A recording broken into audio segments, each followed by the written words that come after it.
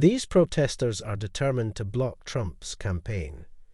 They feel that they can cause chaos and get away with it. However, some bikers suddenly appear and do the unthinkable. Donald Trump's rally in a packed Chicago arena was underway when chaos erupted.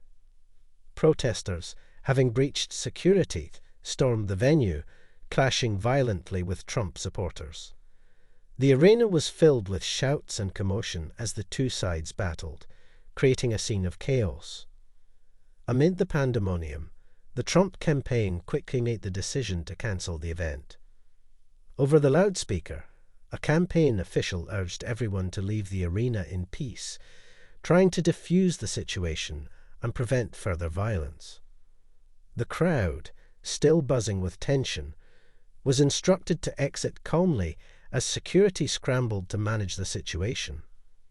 Outside, the conflict continued to escalate, with protesters and supporters alike remaining in high spirits. The atmosphere was charged with frustration and anger as the rally abruptly ended. This was something that had been happening a lot lately, and many people were shying away from the rallies, fearing for their security. Little did anyone know that something was brewing, and it would save the rest of Trump's campaigns. A few miles away in Edgetown, Florida, Chris Cox was sitting in a dimly lit bar with his biker gang. The air was filled with a low hum of conversation and the clinking of glasses as they enjoyed their evening. The TV mounted on the wall flickered with breaking news. The headline read, "Protesters clash with Trump supporters in Chicago arena." Chris, the leader of a well-known local biker club, squinted at the screen as footage of the chaotic scene played out. The image of protesters and supporters fighting inside the arena caught his attention. He could see the disorder and potential for the situation to escalate further. The bar fell silent as everyone turned to watch the news. Chris leaned forward, his expression shifting from casual interest to serious concern. He knew that such violence and unrest could lead to even more severe consequences if left unchecked. The sight of the clash made him think of the possible repercussions for both sides, as well as the broader community. Turning to his gang, Chris said, "This is getting out of hand. We got to do something before it gets worse." The members of his gang, who had seen him take action in tough situations before, nodded in agreement. They were a group known for stepping up when their community needed them. With a determined look, Chris and his gang began to discuss their options. They decided that a show of force might be necessary to restore order and prevent further violence. The bikers prepared to mobilize, knowing that their presence could help de-escalate the situation and protect those involved. Chris Cox decided that his 30,000-member organization, Bikers for Trump, would shift its role dramatically. No longer would they be merely a group organizing rallies in support of the Republican front-runner. Instead, they would evolve into a volunteer security force. Their new mission was to actively protect Trump's events from disruptions. The bikers would now patrol his rallies, working alongside paid security and police to spot and handle protesters. Their job would include forming physical barriers to shield Trump's supporters from any potential violence. Additionally, they would act as a backup to law enforcement, assisting in removing any unwanted attendees who disrupted the campaign events. This shift in their role meant that the bikers were prepared to take a more active and hands-on approach to ensure the safety and smooth operation of the rallies. Chris and his gang saw this as a crucial step to maintain order and prevent further incidents like the one that had occurred in Chicago. However, Chris's decision to throw the full weight of Bikers for Trump behind the president he admired came with its own set of challenges. One afternoon, as he and his team were preparing to follow the campaign trail to the next rally, they were hit with unexpected news. A call came in from the group's treasurer, who looked worried as he shared the details. "Chris, we got a problem," the treasurer said, his voice heavy with concern. "Our funds are running dangerously low. Between the costs of travel, accommodations, and all the new gear we've been buying to prepare for these events, we're burning through our budget faster than we expected." Chris felt a knot form in his stomach. The group had always relied on donations and out-of-pocket expenses from members, but the new role they had taken on required far more resources than they had anticipated. The sheer scale of following the campaign, protecting events, and ensuring the safety of attendees was proving to be financially overwhelming. As the treasurer laid out the numbers, it became clear that continuing at this pace might not be sustainable. The expenses were mounting: fuel costs for the long rides between cities, the maintenance of their bikes, and even the costs of basic necessities like food and lodging were all adding up.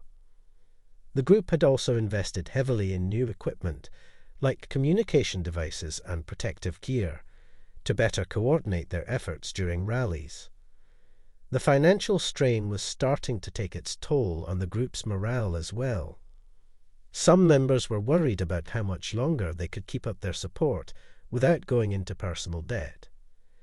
Chris could see the concern on their faces as they prepared for the next rally, knowing that they were all committed to the cause, but unsure how they would manage to keep going. But Chris Cox was not just the leader of Bikers for Trump. He was also a skilled chainsaw woodcarving artist. When the financial challenges for his group became too great to ignore, Chris knew that he had to take matters into his own hands. Determined to keep his team on the road and support the campaign, he decided to put his artistic talents to work. He went out to a nearby wooded area, selected a few sturdy trees, and got to work with his chainsaw. With precision and creativity, Chris began carving the trees into impressive sculptures. The sounds of the chainsaw echoed through the forest as he meticulously shaped the wood into detailed eagles, patriotic symbols, and other designs that he knew would resonate with people passing by. As the sculptures took shape, Chris's dedication and skill became clear. Each piece he created was a testament to his craftsmanship and his commitment to the cause. When he finished, the sculptures were not only beautiful, but also carried a strong message of patriotism and support for the president he admired. Chris then set up a roadside stand, displaying the sculptures where motorists could easily see them as they drove by. The intricately carved pieces quickly caught the attention of travelers. People began stopping to admire the work, and before long Chris was making sales. The money started coming in, and the sculptures were selling faster than he had expected. The funds he earned from his carvings were exactly what his gang needed to continue their mission. This unexpected solution brought in good money for his gang, easing the financial burden they had been facing.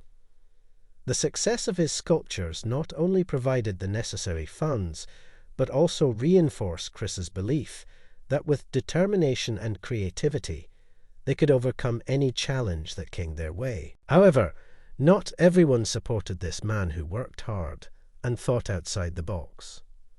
Soon, rumors began spreading about Chris and the biker gang. The rumors were nasty, as they suggested that the gang was acting solely for profit and that they were not really supportive of the president. Chris's biker gang became an object of controversy, with many alleging that there was an ulterior motive behind the volunteer security service. Chris tried to dispel the rumors and false information, but to no avail. Soon enough, the protesters started acting out even more in response to their presence.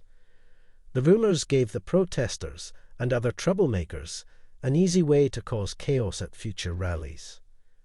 It was clear to him that they would try to use this situation to their advantage, spreading lies and false information to make themselves look like the good guys.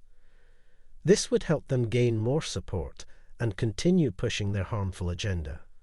Chris was deeply worried.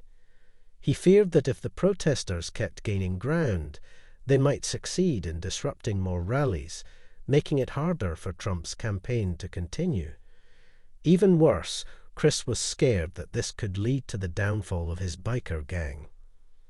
The group he had worked so hard to build and keep together could be torn apart if they couldn't stop the protesters from winning. On the day of the Republican National Convention, Cleveland was buzzing with excitement and tension.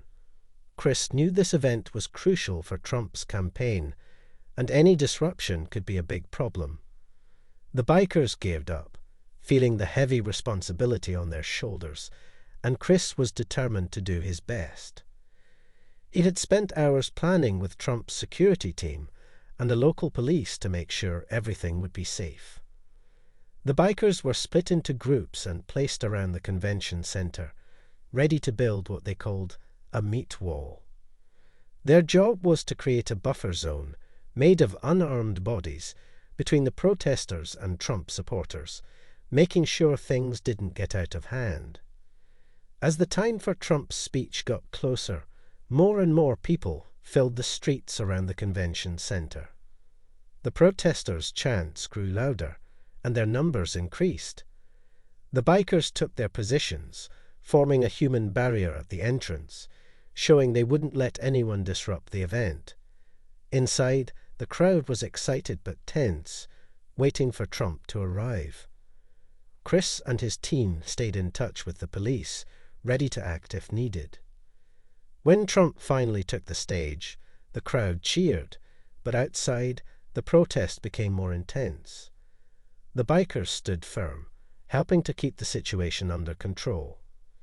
Just as the event seemed to be winding down, a sudden commotion broke out near one of the entrances. A protester had somehow slipped past the initial barriers and was making a beeline toward the stage, where Trump was still speaking. The man was not alone. Behind him were 5 other people, all urging him to go on. They were trying to breach and join the man who had managed to squeeze through. The man was holding something in his hand, causing a wave of panic among the crowd. Chris's heart raced as he spotted the intruder, and without wasting a second, he did the unthinkable. He signaled to his bikers closest to the stage, gesturing for them to descend upon the armed protester. It was a jaw-dropping moment as bikers suddenly appeared in front of the man. They quickly formed a tight line, blocking the protester's path. This surprising moment was captured by a reporter. The protester seemed to sense that something was wrong, but he was determined, trying to push through with all his might. The tension in the room hit the roof. People started shouting, unsure of what was happening. Chris and his bikers held their ground, trying to subdue the protester without causing a full-blown panic. Just as the man raised his hand, one of the bikers managed to tackle him to the ground. The object in the protester's hand turned out to be a smoke bomb, something that could have caused chaos if it had gone off. The man's face turned pale once he realized that he was being held down by several burly men. As soon as the other protesters saw him getting tackled to the ground, they disappeared into the crowd. They might not have been afraid of the police, but they certainly feared the bikers. Trump's security team escorted him off the stage as a precaution, while the police took the protester with a smoke bomb into custody. The situation was brought under control quickly, but the near miss left everyone shaken. As the dust settled, Chris realized just how close they had come to disaster. The incident served as a blunt reminder of the dangers they faced and how important it was to stay vigilant. A few months later, Chris's hard work was rewarded as his candidate became the president. Fortunately, his determination and perseverance during this challenging time paid off in a way he never could have anticipated. After weeks of carving wood by day and leading his gang by night, Chris was finally ready to relax. It had been a long and stressful day at a rally, filled with tense moments and hard-earned victories. That evening, he settled into his worn-out armchair, ready for what he hoped would be a peaceful, uneventful night. He had just started to unwind when his phone rang, breaking the stillness of the room. Without thinking much of it, Chris grabbed the phone, assuming it was one of his bikers calling with a routine update or a minor issue that needed handling. But as he brought the phone to his ear, he was met with a voice he immediately recognized, yet couldn't quite believe he was hearing. "Mr. Cox, it's Donald Trump's secretary." Chris's heart skipped a beat as the words registered. He straightened up, the fatigue of the day momentarily forgotten. On the other end of the line was none other than the personal secretary of the man he had done everything in his power to install in the Oval Office. She explained that Trump had been following Chris's efforts closely and had seen the steadfast commitment and dedication that he and his bikers had shown in protecting his rallies. The secretary went on to express Trump's deep appreciation for the work Chris and his gang had done. She acknowledged the risks they had taken and the sacrifices they had made to ensure that peace and safety were maintained at each event. She also pointed out that Trump was particularly moved by the stories he had heard about Chris's wood carvings and how he had turned his personal talents into a lifeline for his organization. For Chris, the moment was surreal. The man he had admired and supported was now thanking him for his efforts. Granted, it wasn't Trump on the phone, but his personal secretary was as close as anyone could get to him these days. As the woman continued to speak, Chris felt a profound sense of validation. All the long hours, financial struggles, and physical exhaustion seemed to fade away, replaced by a deep sense of pride and fulfillment. Trump's words, spoken through his secretary, gave Chris the encouragement he needed to keep pushing forward, knowing that his hard work had not only been noticed, but also appreciated at the highest level. As he hung up the phone, Chris sat in silence for a moment, absorbing what had just happened. He had always believed in the cause, but this call reinforced his resolve like never before. It wasn't just about the rallies or the sculptures anymore. It was about being part of something much bigger. Chris wasted no time. He immediately called his second in command, sharing the news with him. They were thrilled. After all their hard work, they had played a part in winning the election, but they knew their job wasn't done. With the inauguration ceremony approaching, they needed to make sure everything went smoothly. Chris and his second in command quickly got to work, formulating a plan to ensure that the inauguration would be safe and secure. By now, Chris's biker gang was making waves on social media, with people all over the country talking about them. Donations poured in through their GoFundMe page, showing just how much support they had gained. Gone were the days when Chris had to worry about finances. The success of their efforts had brought in more than enough funds to keep the gang going strong. But Chris wasn't ready to relax just yet. He was determined to see that his president got sworn in without any issues, and he knew that the real battle was just beginning. With his biker gang by his side, Chris was confident that they could handle whatever challenges came their way. Chris worked tirelessly to ensure that he protected the candidate he was loyal to.